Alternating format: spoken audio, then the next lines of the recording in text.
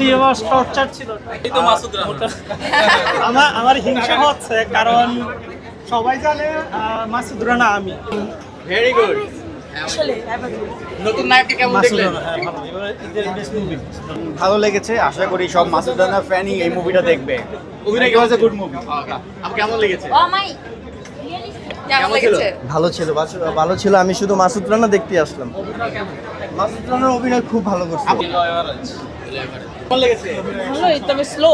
অভিনয় কেমন লাগছিল? মাসুদের কামড়ে ভালো হয়েছে। সিনেমার টর্চার ছিল।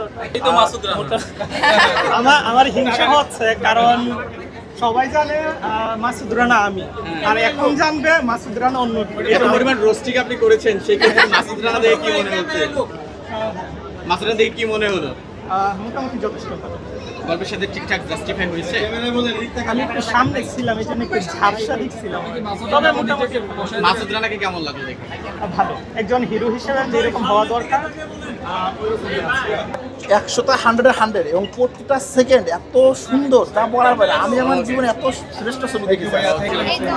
নায়ককে পছন্দ হয়েছে? কেমন লেগেছে?